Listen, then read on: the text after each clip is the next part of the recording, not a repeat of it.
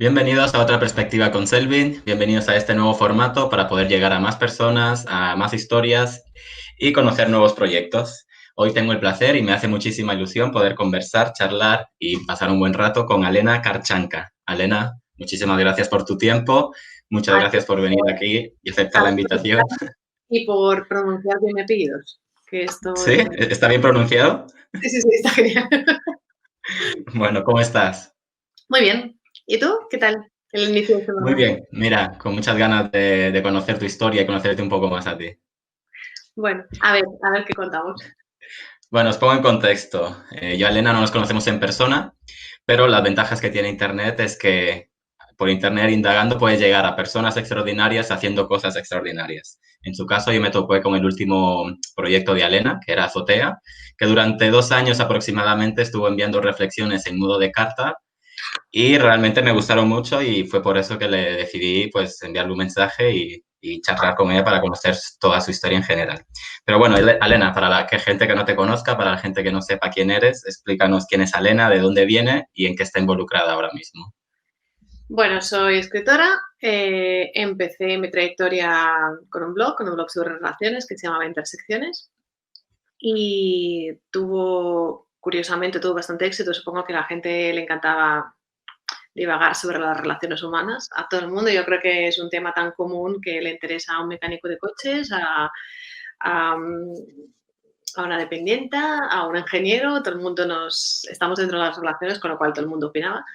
Luego, a raíz de este blog, surgió el primer libro, El mercado está fatal, que era como un recopilatorio de artículos, y ya a partir de ahí, pues el tema de la escritura ha sido bastante más frecuente en mi vida. Bueno, siempre lo ha sido, pero ha sido como más, me empecé a dedicar más profesionalmente. Y luego saqué la novela, Un año un día, y luego pues tú me conociste a raíz de la newsletter, que bueno, es otra forma de llegar a la gente. Digamos que la época de los blogs ha acabado un poco, por desgracia, pero la newsletter es esta forma de tener un feedback de alguien, porque al final son cartas, es una cosa más íntima y de conocer a los demás, y la verdad es que es un proyecto súper bonito. Qué bueno. Pues mira, indagaremos por ahí más adelante, pero primero me gustaría, por saciar mi curiosidad, porque eres Sí, de Bielorrusia, pero te consideras también ex de la Unión Soviética, ¿es sí, correcto? sí, exacto. Entonces, mira, como siempre ha existido una rivalidad o un respeto, incluso miedo entre Estados Unidos y la URSS, y realmente o investigas sobre el tema o lo que nos llega sobre estos temas es lo que vemos en las películas, en las series o incluso algún relato. Entonces, mi pregunta es, ¿siempre ha existido la URSS versus Estados Unidos, KGB versus CIA, Spassky versus Bobby Fischer? ¿Esto realmente es así, es más mito o es algo que se mueve en altas esferas políticas y el ciudadano común no se entera o no sé cómo es esto? A ver, como yo no estoy dentro de la política, tampoco puedes saberlo, ¿no? Pero la impresión que hay ahí es esta. Es decir, yo creo que al final son dos potencias mundiales bastante grandes, sobre todo cuando era la URSS. Ahora, bueno, Rusia sigue siéndolo y Putin contra el que toque, Trump o quien sea, pues están trampeando. ¡Ey, viva el humor! Total, Eh, mira. pero sí es verdad, es como la lucha constante y ahora lo estamos viendo con el tema de las vacunas, ¿no? A ver quién saca el primero, quién se vacuna primero, no, yo, no, primero yo. Esta lucha ha habido siempre.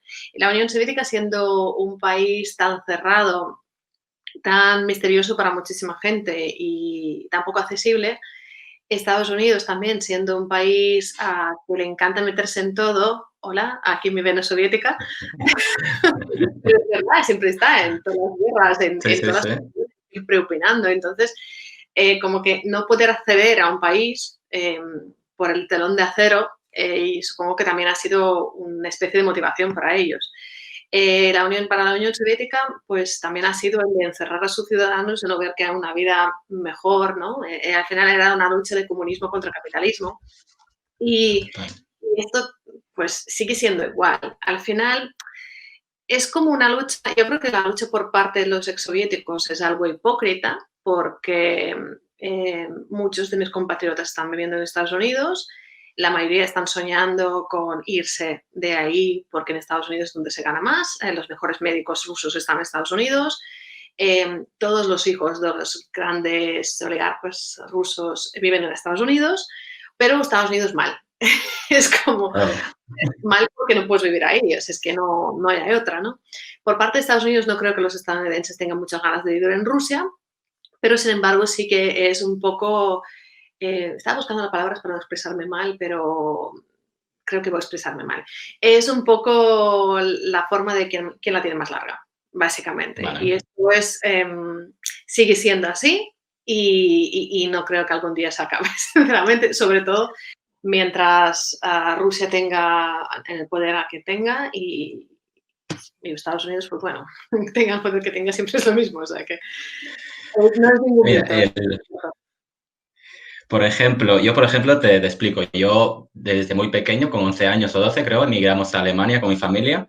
Para mí fue como un Erasmus obligatorio porque estaba en la ESO de ahí, en la secundaria de Alemania. Y claro, eso era como una ONU, era una torre de Babel. O hablabas alemán o no te comunicabas. Y claro, fue fue un cambio muy drástico de cultura, lengua, costumbre, incluso clima. Esto, por ejemplo, yo sé que a mí, en su parte, bueno, luego nos trasladamos a Barcelona y yo sé que esto para mí me supuso un aprendizaje, un open mind, me dio un aprendizaje en diferentes herramientas de lengua y muchísimas cosas. Por ejemplo, a ti, lo que te dio la URSS, por ejemplo, respecto a Occidente, ¿qué crees? ¿Qué aprendizaje te pudo dar nacer y crecer ahí y luego ya venirte aquí a Occidente? Es que yo creo que tanto en tu caso como en el mío, en los cambios de un país al otro han sido drásticos. No es que nos hayamos ido de Argentina a Chile, ¿vale? Nos Exacto. hemos ido de una cultura completamente distinta. Y a mí me pasó lo mismo. La razón por la que siempre me anuncio como ex soviética en vez de bielorrusa, es que quiero puntualizar un poco este tema, no es porque sea comunista, sino porque antes, digamos que la división que ha sido ahora de quiénes somos rusos, bielorrusos, ucranianos, es en qué territorio nos encontramos cuando esto se cayó, básicamente, ¿no? Y yo Ok, soy bielorrusa, pero digamos que mi padre es ucraniano y mi madre es rusa, entonces yo soy bielorrusa de pasaporte. Por eso no me gusta dividirlo, porque estamos todos mezclados, entremezclados. Yo tengo la mitad de sangre polaca, por ejemplo. Entonces, para mí soy exsoviética soy de aquella zona que era un país, ¿no? Y que se dividió en ok. otro país. ¿Qué me dio la Unión Soviética?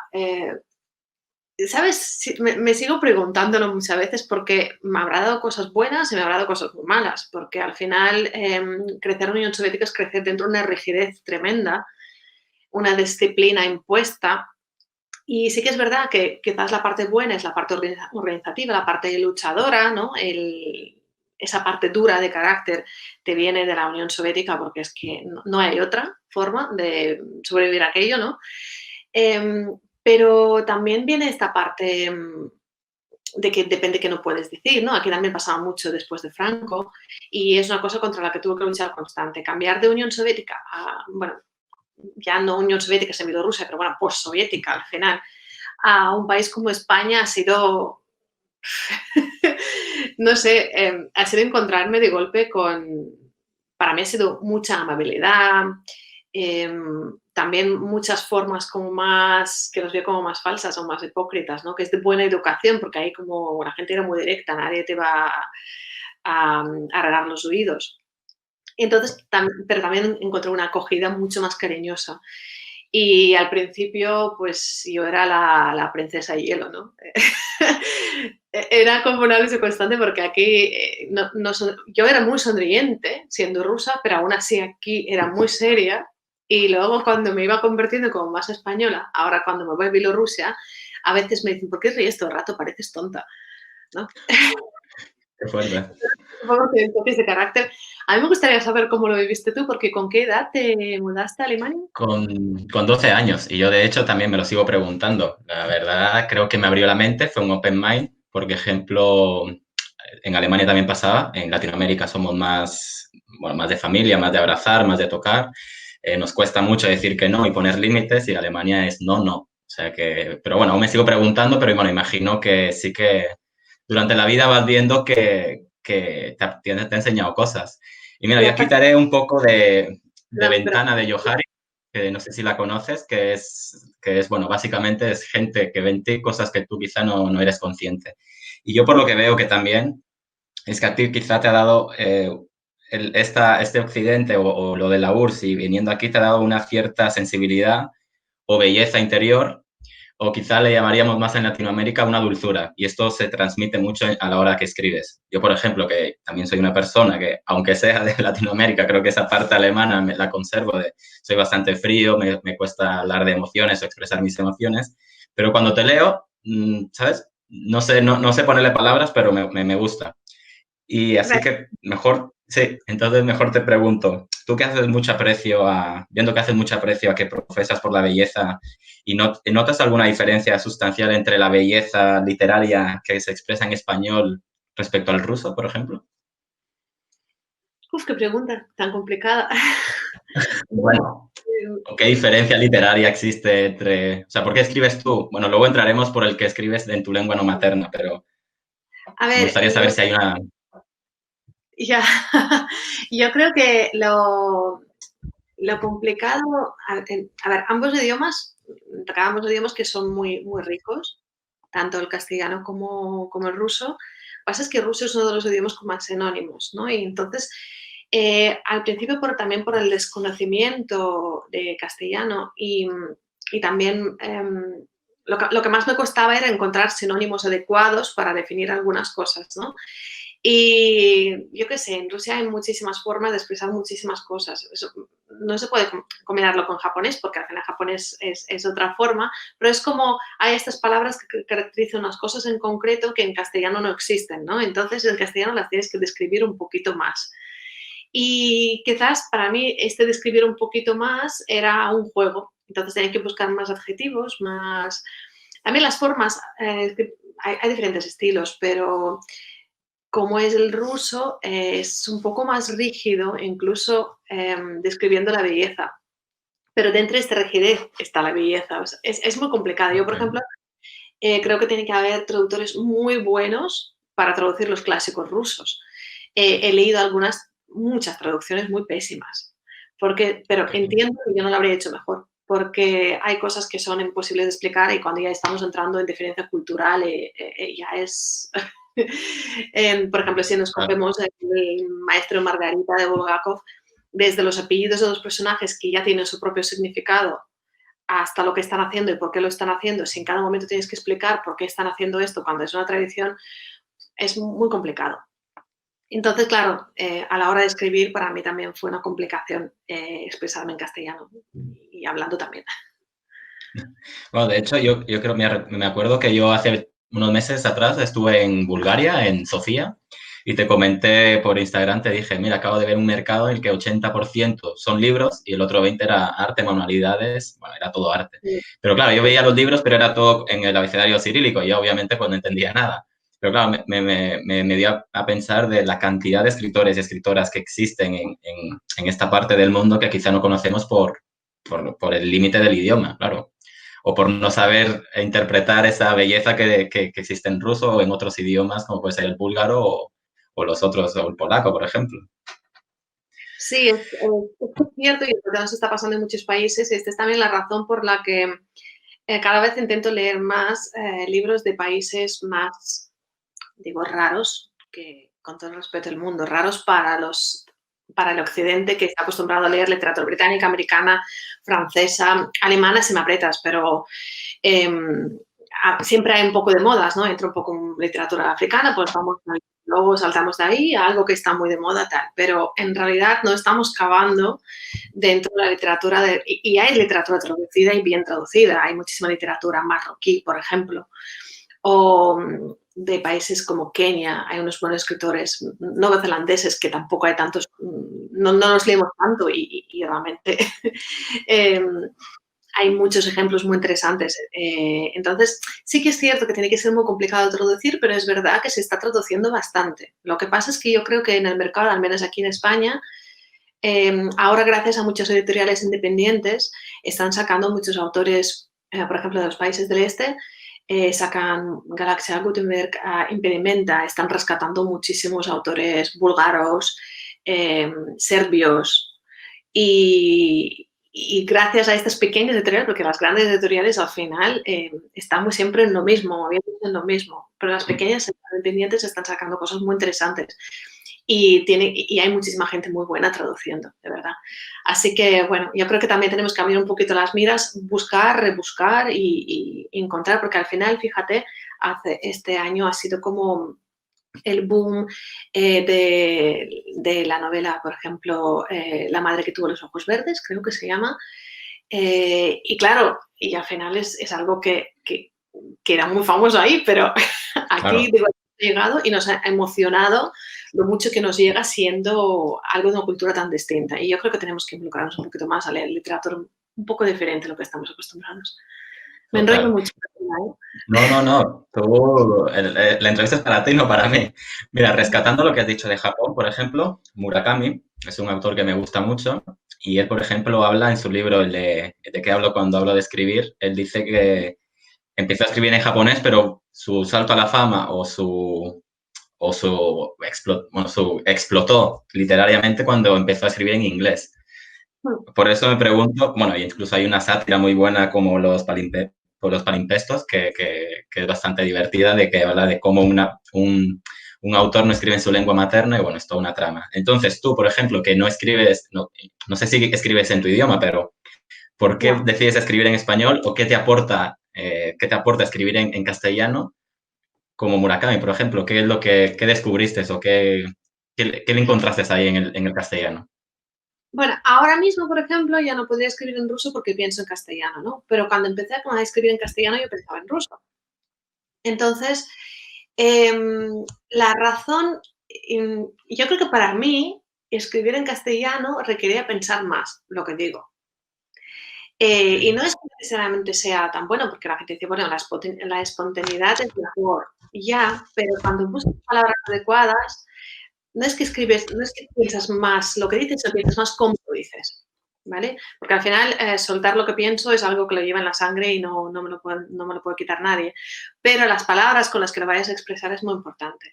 Entonces, aparte de darle importancia al contenido, es darle importancia a las formas. Y yo creo que a Murakami le había pasado lo mismo. Al final, yo qué sé, cogemos una palabra japonesa, como podría ser el takimochi, ¿no? Que es el límite entre el placer y el dolor. Pero ahí tienen una palabra en concreto para él, pues describir esto tendría que decir el límite entre el placer y el dolor y, no sé, explicarlo más, ¿no? Con más palabras y darle claro. más adorno.